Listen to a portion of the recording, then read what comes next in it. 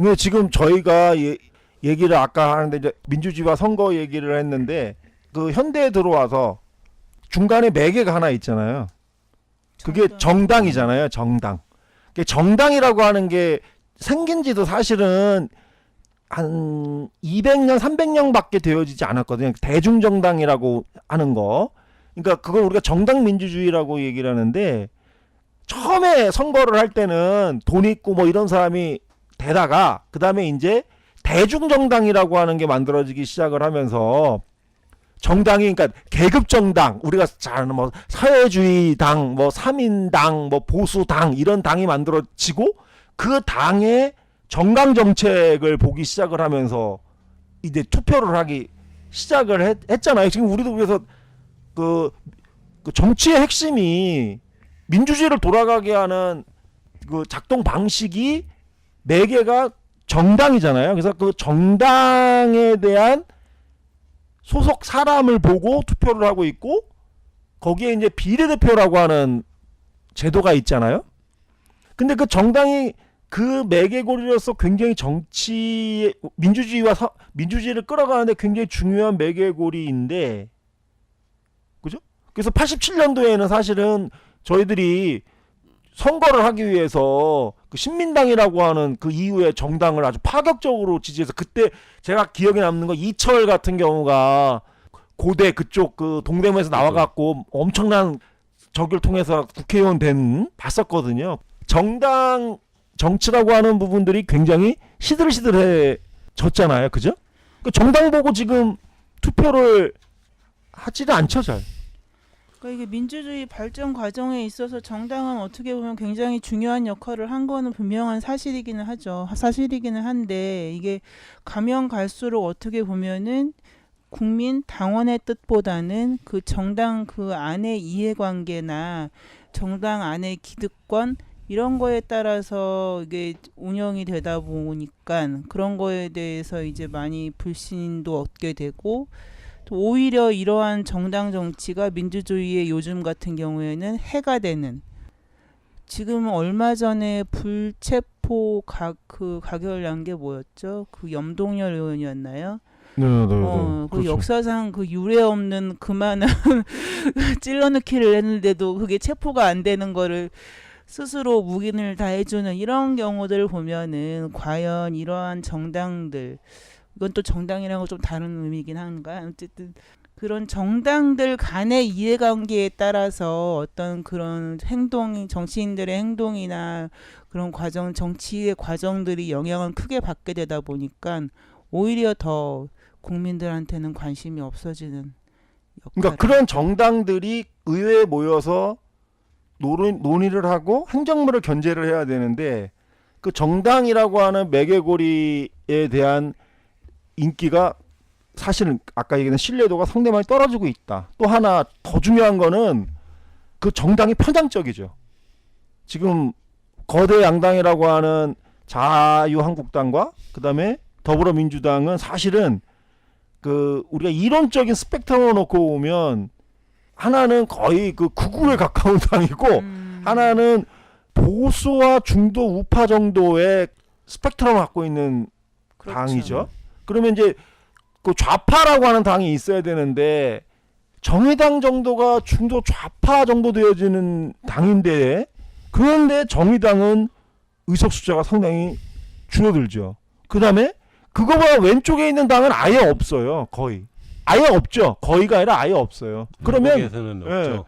그쪽을 지지를 할 수 있는 사람의 의사는 반영이 안 된다는 얘기가 되어 그러니까 이게 지는 정당들 자체가 국민들의 어떤 의견을 대변을 하려면 그런 보수 우파 이런 거에 대해서 좀 여러 개가 있어야 될 필요가 있는데 너무나 이제 거의 두 개의 정당이 한국 정치의 민주 정치 다 차지하고 있잖아요. 거의 뭐 그렇기 때문에 사실 선택의 폭도 크지 않고 자기네들끼리 우파니 좌파니 하는데 사실 우리 같은 사람들이 보기에는 굉장히 짜증나는 일이잖아요. 짜증나는 일이죠. 굉장히 짜증나는 일이고 사실은 그게 지금도 그 선거제도에 대해서 지금 많은 얘기가 이제 논란이 되어지고 있고 특히 유럽 같은 경우에는 이미 그 정당을 그 탈정당화 되어져 있는 그 시스템과 결합이 돼서 그 새로운 형태의 그 매개고리 시스템이 나타나고 있는, 그래서 이것이 지금 많은 부분에 있어서 변화되어지고 있는. 근데 여기서 제일 중요한 건 어쨌든 간에 이 민중들 시민들의 의견을 100% 반영을 하지는 못하고 있고, 사실 100% 반영한다는 것 자체가 어떻게 보면 굉장히 어려운 얘기이긴 그렇죠. 하지만 네. 어쨌든 그거에 최대치로 가려고 하는 부분들이 안 되고 있다라고 하는 얘기를 지금 저희들이 목도를 하고 있는 내용이에요. 그죠? 그러면 이제 이 부분들을 그 지금 약사회 선거 때문에 저희들이 이제 이거를 하고 있다라고 얘기를 하는데, 한번 약사회 선거에다가 한번 투영을 한번 해보면 좋을 것 같아요. 지금 약사회 선거를 하는데 관심들이 없으시잖아요. 그죠? 솔직하게. 예, 뭐 관심이 사실 없죠. 그러니까 오히려 대통령 선거나 국회의원 선거보다 이게 우리하고도 사실 더 중요할 수도 있는 건데 별로 관심이 없습니다. 근데 이게 사실 특사회 선거는 좀 역사적으로 좀 의미가 깊긴 하거든요. 왜냐면은 2000년도 그 이제 의학분업 되면서 그 의학분업 되면서 여러 가지로 약사회에 그 파란만장한 일이 있었는데, 그 과정을 겪으면서 사실 의학분업이 2001년도에 그러니까 의학분업이 아니라 대한약사회 그 직선제가 2001년도에 관철이 돼서 그것도 이제 대의원 총회에서 반대를 무릅쓰고 어쨌든 됐다가 2003년도에 처음으로 이제 대한약사회 직선제가 실시됐기 때문에 사실은 역사적으로만 15년도밖에 안 된 거거든요. 근데 역사 좀 길지 않았네요. 길지 않고 근데 어쨌든 의미는 깊은 사건이었어요. 근데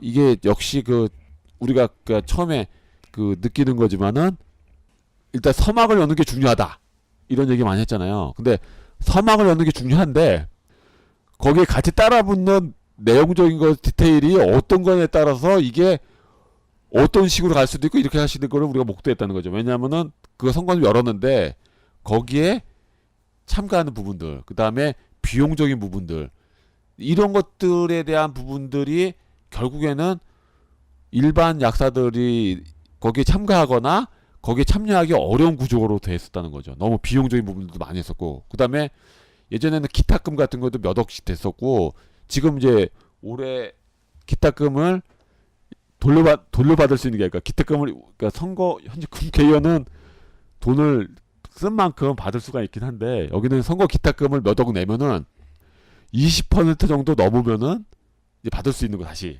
기탁금을. 근데 좀 그거 15%로 떨어졌다고 하더라고요. 어쨌든 그 비용적인 부분들을 봤을 때 일반 돈이 있거나 뭔가 이런 그 자유스러운 사람들이 참여할 수 있기 때문에 실제적으로는 능력부 부분들보다 그 금권, 그 다음에 동문회 부분들에 대한 어떤 규제나 이런 부분들이 명확하지 않았기 때문에 실제적으로 그러니까 큰 동문들을 끼고 있는 사람들한테 아주 유리했던 선거라는 거죠. 그 직선제 자체가. 저는 아주 대표적인 아주 정말 후진적인 구조가 아닌가. 지금 저거 약사회가 저 오늘 동문회라고 전화가 왔는데, 사실 저 오늘 김장했거든요. 네. 손에 김치 막 묻고 있는데 전화가 와가지고 전화를 받았는데, 오늘 어디 동문회입니다. 막 그러면서 이번 선거 아시죠? 하는데, 순간 너무 짜증이 나는 거예요. 내가 지금 이런 전화를 왜 받아야 되는지도 모르겠고, 이 선거 때마다 있는 이 동문회들의 이런 추태, 이 행태들을 보면은 정말 짜증이 나거든요. 그리고 기탁금 문제를 아까 말씀을 하셨지만, 사실 뭐 이러한 선거 비용들 자체를 물론 뭐 그 후보가 부담을 한다고 하는데, 그럼 그 기탁금이 만약에 지지도가 뭐 15% 이상이 20%가 돼서 그럼 그 선거금을 돌려받을 수 있다고 하면 그 돌려받는 금액 자체가 결국 회비에서 나가는 거 아닌가요? 아니, 그러면 이런 선거운동들의 비용들 자체가 우리 약사 회원들의 회비로 다 이 정도로 나가는 거, 일정 부분 역할이 있는 거라고 볼 수도 있는 거잖아요. 그 기탁금은 이제 후보가 내는 거니까 후보가 이제 기타금을 개인적으로 내야 되니까 그 개인적으로 낼 수도 있고 아니면 뭐 선거 캠프에서 낼 수도 있는 건데 거기 낸 거에 대해서 기타금을 그 기타금은 기타금이고 또 기타, 이제 자기가 낸 거를 받을 수 있는 거. 받을 수 있는 거죠. 그거면 낸 것도 못 받는 거예요. 떨어지면? 아니 15% 그러니까 예전에는 20% 득표를 못하면은 예. 내 것도 못 받은 거죠. 너무 도박이죠. 그러니까 그게 올해 3월 달에는 그 통과 12월 달에 11월 달인가 10월 달에 통과된 내용을 보면은 거기는 15%까지는 이제 받을 수 있겠죠.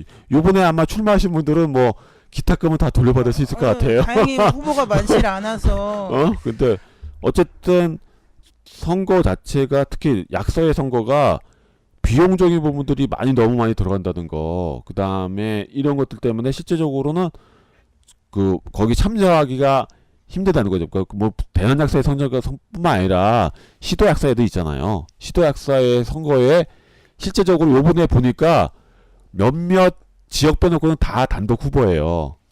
그게 이제 말하는 게 실제적으로 거기에 진입 그 장벽이 직선제임에도 불구하고 진입 장벽 자체가 실제로 너무 그 강고하게 커져져 있다라는 부분들이 있는 거고요.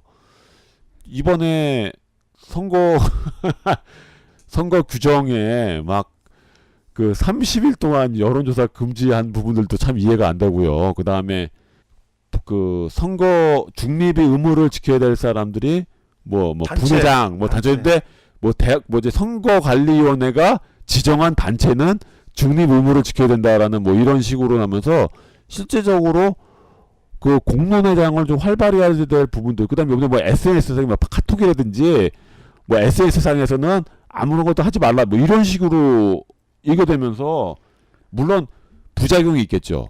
부작용이 있는데 그 부분들을 해줘 공론회장을 그 넓어야 되는데 오히려 그것들을 잠그면서 오히려 그 문자나 전화는 어떤 조직적인 것들 오고. 이런 것들을 것들을 강하게 하는 부분들로 되어졌다는 것들이죠. 그러니까 그런 것들이 이번에 더 심화가 되면서 그 사람들이 선거에 대해서 모르겠어요. 바닥에서는 바닥에서 어떤 관심을 모르겠지만은 뭐 제가 느끼기에는 하여간 좀 그렇습니다. 그래서 이 대한약사회 선거를 봤을 때는 이게 선거 가지고 이게 특히 또 우리가 2003년도부터 쭉 지금 여태 한 5-6번 정도의 선거를 했는데 그 결과가 좋게 평가를 받은 부분들이 있을 것인가라는 부분에 있어서 물론 우리는 또 사실 적이 없어요. 여기는 또 재선도 가능하고 3선까지 가능한가? 있기 때문에 그 우리가 느끼는 말년에 그 되는 레임덕 이런 게 사실 있는 구조도 아니거든요. 그럼에도 불구하고 그 민의를 소위 말해서 여기서 가장 큰 동문의 문제, 그 다음에 폐쇄적인 어떤 구조, 그 다음에 그 실질적인 어떤 그 결정 권한들이 아직까지도 그 선거권 선거하는 거 외에 대의원 대회, 대의원 총회라 그러죠. 대의원 총회라든지 여기에 많이 결부된 거예요. 그 다음에 각 분회나 이런 데 있어서도 사실 분회장들이라든지 아니면 대의원들한테 그 좀 권력이 많이 집중되어져 있는 부분들이 좀 있죠. 그러니까 이제 그 부분들이 지금 우리가 그 약사회를 어떤 식으로 바라보느냐라고 하는 이제 관점과 굉장히 많은 연관이 있을 수 있을 것 같고요. 그러니까 거기에 한편으로는 여러 가지 제도적인 장치 때문에 아까 말씀하신 것처럼 진입할 수 있는 장벽의 문제가 하나 있고 또 한쪽으로는 그냥 굳이 그거 뭐 관심을 둬서 뭐 하느냐라고 하는 부분들의 문제가 있는 것 같아요. 그죠? 그러니까 이 부분들은 우리가 그 국회의원 선거, 그다음에 대통령 선거라고 하는 그 선거를 바라보는 우리의 관점이 아니라 그런 것들의 선거를 바라봤을 때 그런 분위기가 있는 사람들이 굉장히 많아서 아까 송쌤이 얘기했던 투표율이라고 하는 부분들이 상당히 낮다라고 하는 부분들을 얘기를 한 거잖아요. 그게 바로 약사회 선거가 약사회가 그 약사들한테는 가장 그 중요한 선거일 거예요. 거기에서 자기네들이 이해관계라고 하는 부분들이 사회적으로 어떤 식으로 반영이 될 건가라고 하는 것들에 대한 대표 집단이 약사회이기 때문에 그럼에도 불구하고 약사회 선거라고 하는 부분들에 대해서 지금 아까 말씀하셨지만 별로 관심이 없는 부분들이 형성이 되어지는 거잖아요. 그죠? 그럼에도 불구하고 이 약사회 선거의 문제점이라고 하는 부분들은 우리뿐만 아니라 약사회 선거 얘기하는 사람들은 굉장히 많이 알고 있는 부분들이에요. 또 네. 그 문제가 없는 거를 말할 수 없을 정도로 살짝만 봐도 모든 게 다 문제라서 그러니까 어떻게 그런데 재밌는 거는 그런 사람들일수록 관심이 없다라고 얘기를 하고 약사회 선거에 대해서 아까 금방 제가 얘기했던 것처럼 본인들이 약사임에도 불구하고 별로 그렇게 크게 이 의미를 부여하지 않는 이 갭이라고 하는 부분들을 저희들은 한번 잘 한번 생각을 해볼 필요가 있을 것 같아요. 실제로 놓고 보면.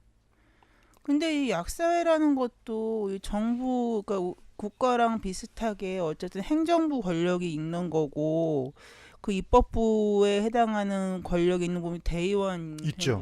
있는 거잖아요.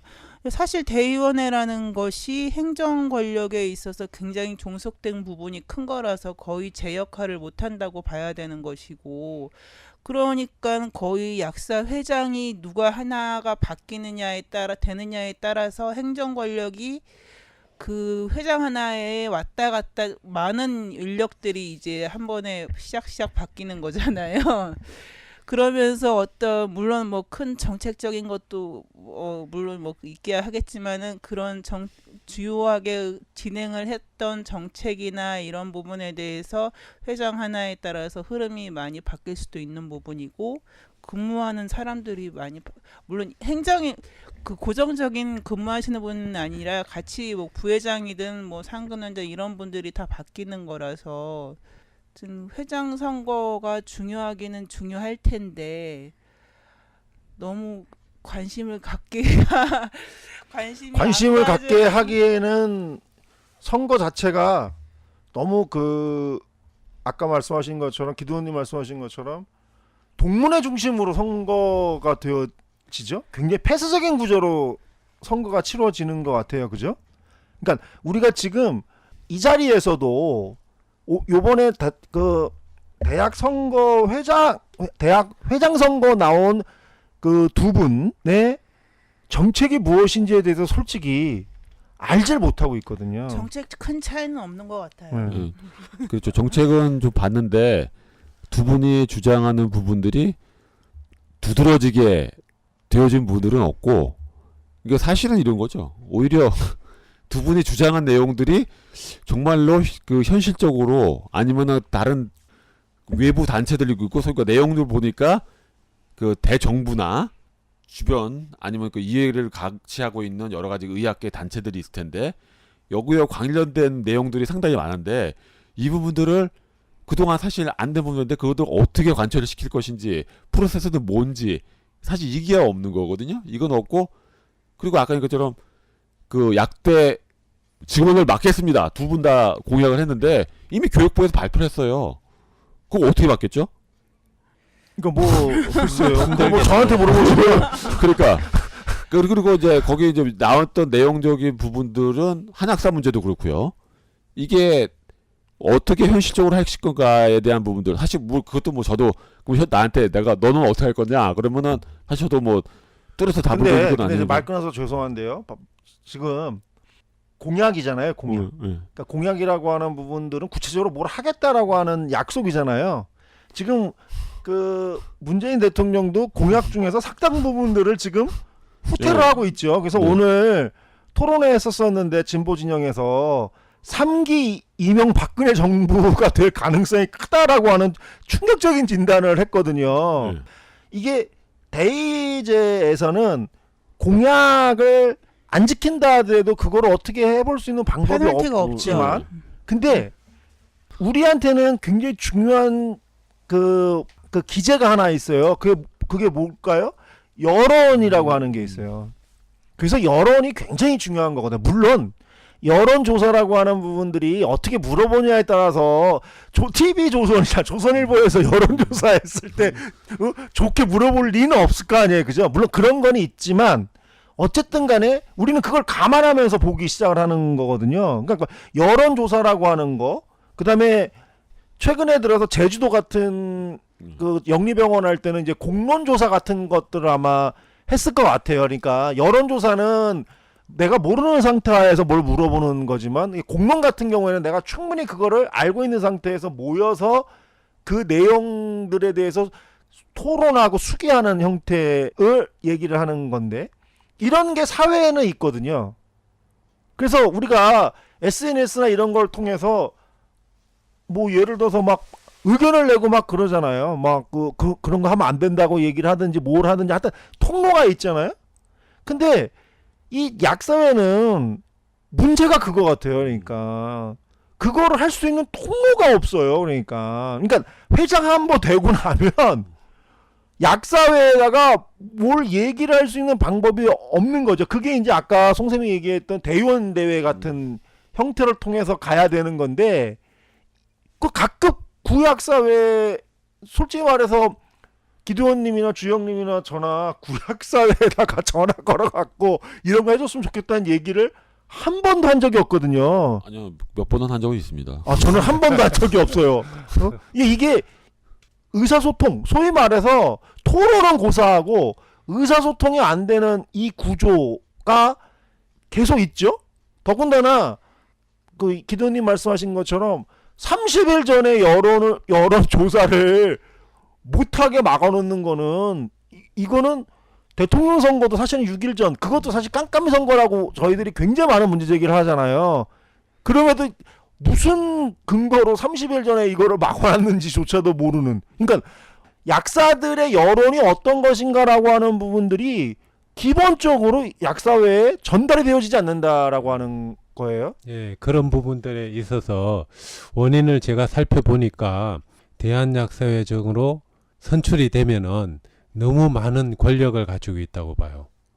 지금 대통령도 약사회장이요? 보면 너무 많은 권력을 가지고 있는데 이 권력을 적당하게 아래 사람들한테 아니면 하부 조직에게 나누어 줘야지 되는데 이것을 혼자 가지고 있고 혼자서 결정을 하고 그렇게 일을 추진하는 방식들이 있다 보니까 문제가 되는 것 같아요. 첫 번째가 그거죠. 그러니까 아까 얘기했던 것처럼 대한약사회장 선거에 있어서의 그 선거 행위를 하는 집단이 주로 동문회 집단이다라고 하는 부분들이 하나 있는 거. 이거는 그러니까 그 혈연 지연 관계랑 똑같은 거죠. 그러니까 그렇죠. 여기에는 그 내가 생각을 할 때 약사들은 이래야 되고 약사는 사회적으로 이런 활동을 해야 되고 이런 역할을 해야 되고 이런 정책들을 해야 되고 특히 뭐 예를 들면 뭐 의약품 부작용 문제를 뭐 광범하게 활성화를 시켜가지고 약사의 역할을 한다든지 최근에 뭐 아주 쟁점이 되어지고 있는 커뮤니티 케어 같은 것들을 어떻게 약사회에서 할까 물론 배제가 되었긴 하지만 어떻게 할 것인지라고 하는 부분들에 대한 아까 그 기도님 말씀 구체적인 대안 같은 것들이 예의가 되어지면서 그게 일반 약사들이 그거를 듣고 그 내용들이 다시 그 약사사회 내에서 피드백이 돼야 되는 거거든요. 그게 이제 여론이라고 하는 형태로 피드백이 돼야 되는데 이 부분들이 완전히 막혀 있다라고 하는 얘기가 되어지는 거고 두 번째 제가 그 이해하기 힘든 게 약사회장은 무보수잖아요. 근데 선거 비용을 엄청 쓸 거 아니에요.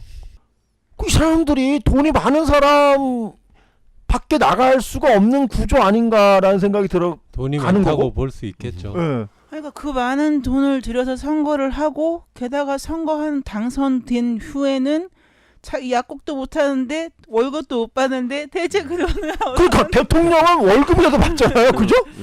그리고 요새 문제가 되고 있는 특수활동비라고 하는 부분들도 뭐 어쨌든 있는데 뭐 대한약사회장이 활동비는 있겠지만 월급을 받지 못하는데 그 월급은 고사하고 이제까지 썼던 선거 비용을 그 기탁금 아까 얘기했던 건 빼고 어떤 식으로 보존할 건가라고 하는 부분 이 부분 때문에 사실은 지금 그 회장인 조찬희 회장 같은 경우가 굉장히 많은 구설수에 올라갔잖아요. 그러니까 대한약사회 모든 신추. 회장들은 되면은 다 그런 거 아닌가요? 그러니까 그 전 회장도 그렇고. 도대체 이거는 아까 우리가 그 처음에 살펴봤던 것처럼 완전한 금권 선거, 돈 있는 사람만이 선거에 맞아요. 나갈 수 있는. 이 시대의 선거 중에 어떻게 보면 아주 금권 선거의 네. 그렇게 따져놓고 보면 지금 현재 대한민국 사회에서 이루어지고 있는 그 선거보다도 못한 선거가 이루어지고 있다. 아, 그럼요. 네, 근데 지금 저희들이 기도님 말씀하신 것처럼 대한약사회 직선제를 공약에서 했거든요. 근데 직선제를 할 때에 그 이거면 절차적 민주주의가 되어지는데 그렇죠. 내용적 민주주의로 놓고 보면 이명박근혜보다 더 못한 형태로 지금 맞아요. 진행되어지고 있다라고 하는 부분에 대해서 사실은 한편으로는 마음이 아프고 좀 책임감이 느껴지는 부분들이 있기는 해요. 그래서 오늘 우리가 이 자리를 마련한 거기도 하긴 한데, 그래서 이걸 좀 다시 정리를 해보면 일단 그 너무 그 선거 단위 자체가 동문회 중심의 그 폐쇄적 구조라고 하는 형태가 되어지고 있고, 그 다음에 정책 선거가 실종이 되어지다 보니까, 왜 정책 선거가 실종이 되어지냐 보면 동문회 선거를 기반으로 하다 보니까 동문회 간에 합종 연행만 하면은 수초적으로 되어지기 때문에 정책이라고 하는 부분들에 대한 관심이 없는 거죠. 이건 거꾸로 얘기하면 약사들도 정책이라고 하는 부분에 대해서 그렇게 크게 관심이 없는 부분들이 있는 거예요. 그거보다 더 중요한 건 중대에선 이번엔 누구를 미냐 이런 거 그러니까요. 아닙니까? 그러니까 그게 더 중요한 거지.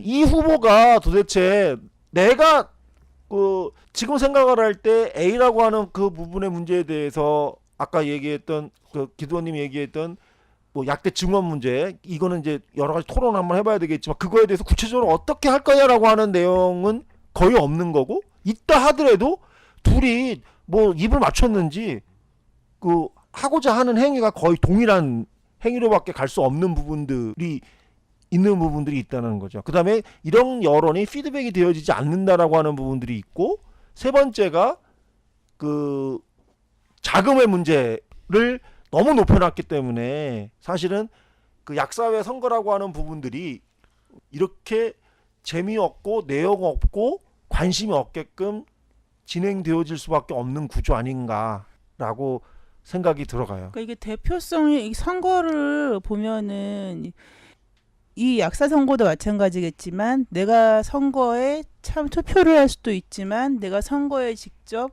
후보로 갈 수도 있는 이러한 분위기가 만들어져야 되는데, 지금 같은 상황에는 가장 크게 어쨌든 비용적인 측면에서 봤을 때 일반 약사들은 아예 참여 자체가 후보로 등록 가능한 거가 거의 진입장벽이 너무 높잖아요. 근데 이거 자체를 굉장히 중요한 고쳐야 되는 게 아닌가. 이런 문제가 해결되지 않고서는 어떻게 모든 약사를 대변할 만한, 모든 약사의 그런 의견을 그런 대변할 만한 대표를 찾는다는 건 사실상 불가능하지 않을까. 비용 자체, 이거를 보존하기 위해서 사람인 이상 그 자리에 올라갔는데 이권이 당연히 보일 것이고, 항상 구설수는 어쩔 수 없는 부분인 것 같아요. 자연스럽게 그 대한약사회 선거의 문제점, 뭐 다른 뭐 문제점으로 생각하시는 거 또 있으신가요? 아니요, 뭐 충분히 뭐 얘기가 된 것 같고요. 근데 그러면 이제, 얘기를 좀 제가- 넘겨서 그러면 이런 것들을 어떻게 좀 고쳐낼 수 있을까라고 하는 부분에 그로 주제를 넘겨서 그 얘기들을 좀 한번 해보고 대안적인 부분들을 한번 얘기를 해보는 걸로 한번 주제를 넘겨볼까요? 일단 이게 가능한, 아까 얘기했지만 우리가 그 입법부라고 견제할 수 있는 부분이 대의원총회를 했는데, 대의원총회가 사실 상시적으로 열리는 게, 그나마 국회는 또 상시적으로 열리잖아요. 그래서 때 되면 해가지고 뭐 대정부 질문도 하고 거기에 내가- 돈을 많이 주잖아요.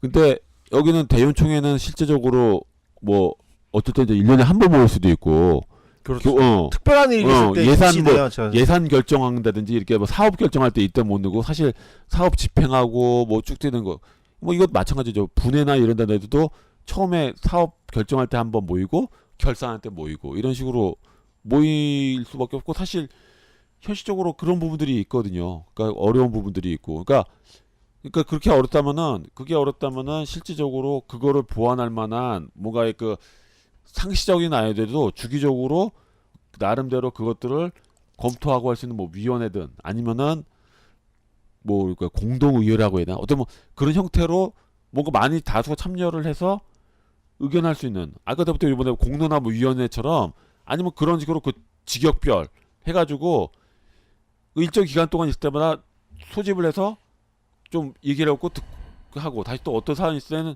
중요한 사안이 되다고 판단되는 부분들은 해가지고 결정을 하고 이런 걸 또 지역별, 연령별 이런 걸로 좀 짜가지고 그러니까 아니 꼭 오프에서 안 만나더라도 네. 전자민주주의 얘기 많이 나오는 것처럼 충분히 온라인에서도 가능한 거거든요. 그리고 약사라는 직업 자체가 약국에 매여 있기 때문에 사실 약국 밖으로 나올 수 있는 약사들은 전 대한민국 약사들 중에 그 크게 많지는 않잖아요. 사실 거의 1인 약사인 약국이 거의 한 60-70% 이상이 되는 현실에서 어떻게 약국을 비우고 나옵니까?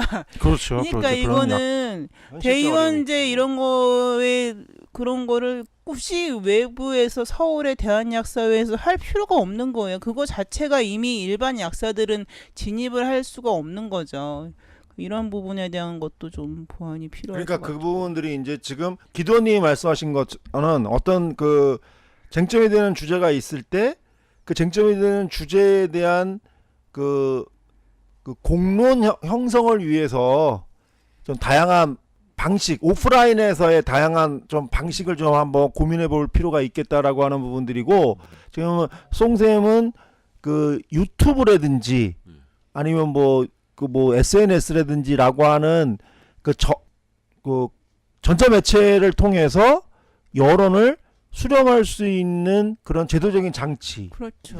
그러니까 그런 것도 좋을 것 같아요. 그러니까 예를 들어서 지금도 그런 걸 하고 있는데 그 대의원 대회 같은 거를 유튜브로 생중계를 하게 하고 거기서 계속 그걸 보면서 의견을 제시할 사람들은 거기서 의견을 제시를 하게끔 하고 그 의견 제시를 제도화를 할 수 있는 어떤 그런 거를 한번 잘 고민을 해봐서 그 각급에 있는 대의원들이 그런 걸 받아서 물론 자기 의견도 있겠지만 그런 의견을 통해서 의견을 제시를 할 수도 있을 것 같거든요. 그러면 지금보다는 조금 더 활성화된 형태로 아마 의견 교류가 되어질 수도 있을 것 같긴 하네요. 예, 과거에 건약에서 대한약사회 직선제를 쟁취하기 위한 그런 캠페인을 했을 때 대의원과 그 약사의 임원은 겸직하지 않는 거로 그런 제안을 했던 적도 있어요. 맞아요. 그러니까 지금 그 시도 약사회장이나 뭐 이런 사람들이 보면은 당연직 대의원으로 아마 들어가는 걸로 알고 있는데 이런 부분들을 좀 통제를 해야지 될 것 같아요.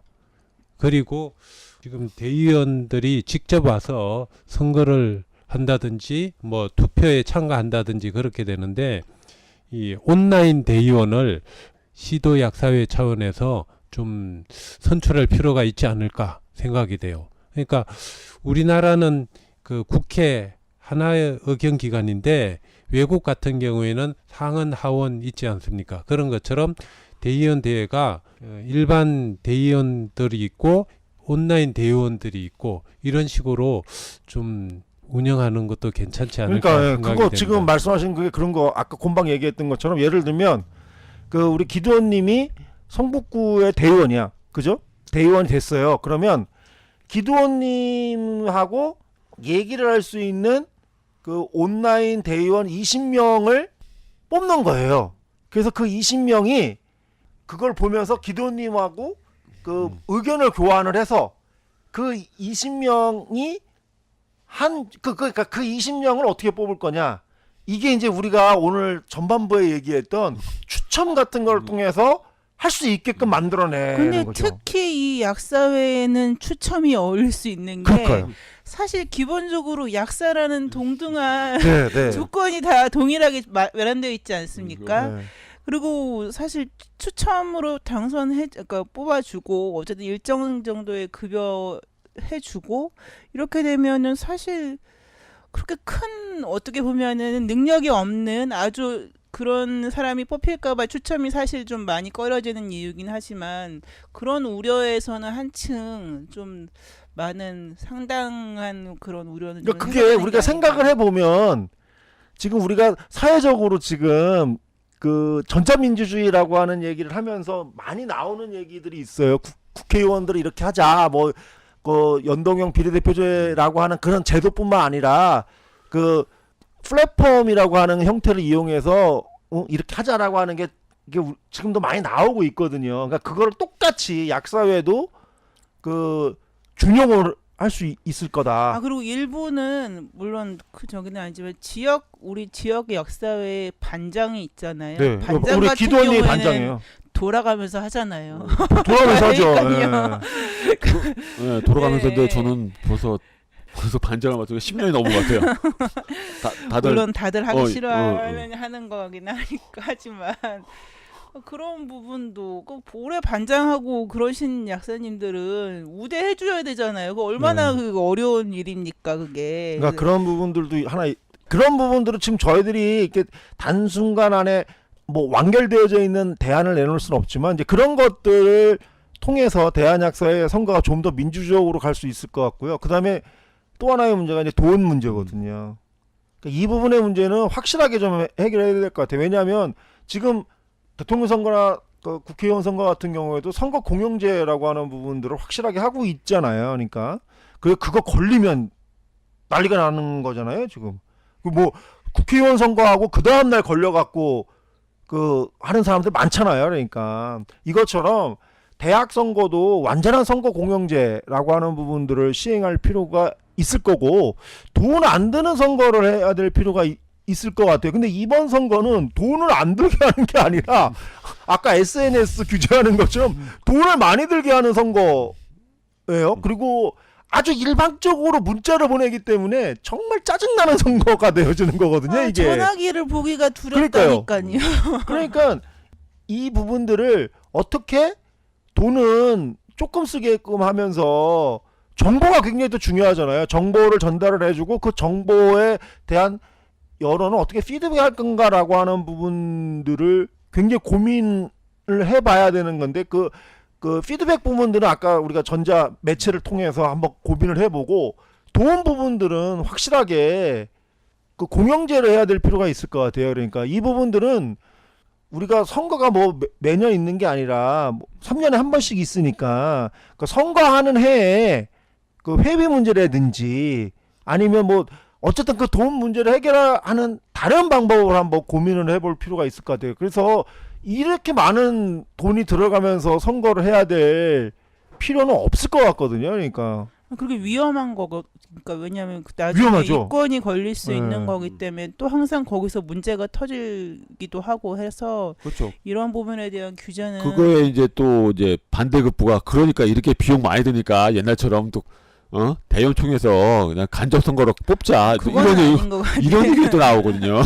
아니, 분명히 직접 선거로 넘어간 측면은 발전적인 과정이긴 하지만 이제 우리가 그 안에서 이제 더 나가야 될 부분을 생각을 해야 되는 거지 그 전으로 가야 된다는 건 후진하는 것 같고요. 예, 아니 그런 얘기가 있다는 네. 거죠.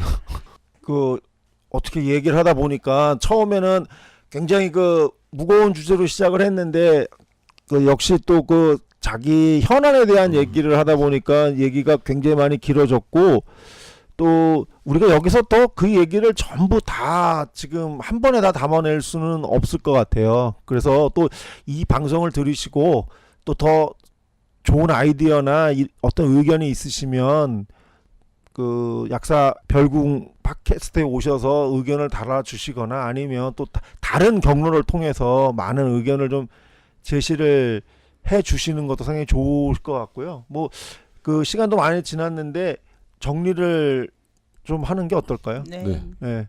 지금 저희가 대안으로서 몇 가지를 얘기를 했는데 이거 말고도 많은 얘기가 있을 거예요. 오늘 이거를 한 내용은 약사회 선거가 너무 답답하기 때문에 사실은 하긴 했지만 그렇다고 저희가 뭐 아주 뚜렷한 그 해답을 내놓기 위해서 이 방송을 하고 있는 건 아니고 이런 생각이 있으니까 너무 고정되어져 있는 사고만 또는 너무 그 한쪽의 관점으로만 선거를 바라보지 않았으면 좋겠다라고 하는 취지로 방송을 했던 거고요. 뭐 주영 센서부터 뭐 정리를 좀 한번 해주시죠. 예. 약사회장 선거는 약사회, 우리 약사들의 정치 권력을 획득하는 선거라고 봅니다. 그렇죠? 정치 권력이에요, 이거는. 근데 이런 정치 권력을 획득하는 데 있어서 무엇보다도 각 후보들이 헌신적인 모습들, 우리 약사 회원들에게 헌신적인 모습을 드러내는 게 좋고, 그리고 공공성을 지향하는 그런 모습들을 보여주는 것이 좋다고 생각합니다. 상호 후보에 대한 비방이라든지 아니면 자기 방어권을 가지기 위한 그런 논리들을 좀 지양했으면 합니다.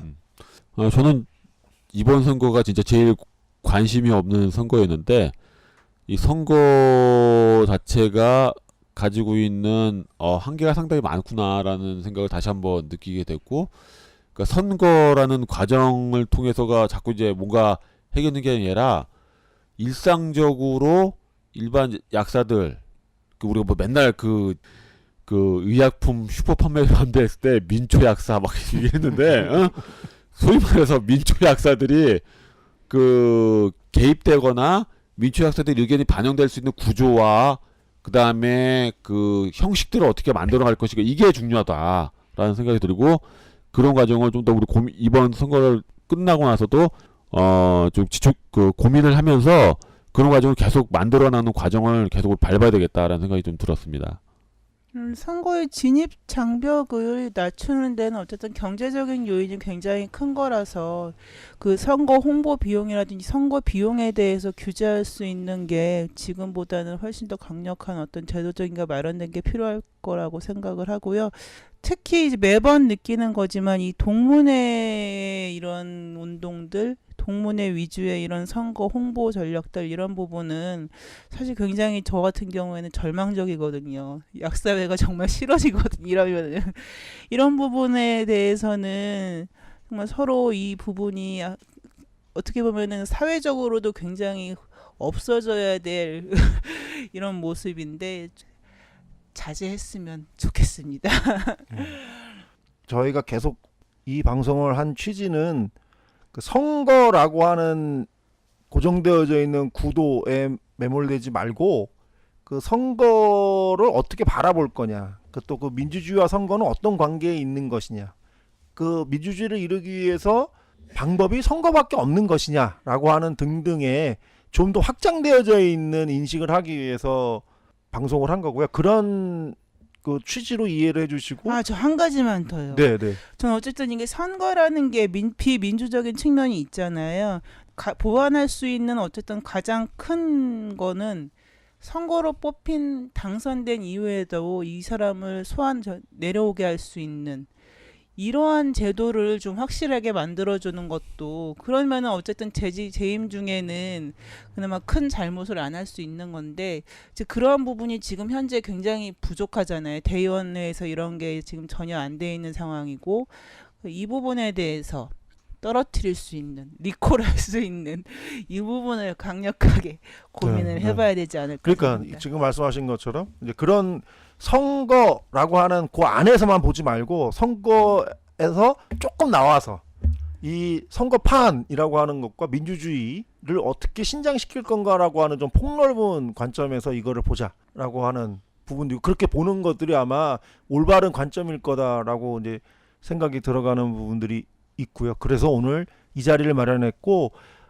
이런 저희 방송을 계기로 해서 좀 더 많은 내용들이 풍부하게 생산이 되어지기를 바랍니다.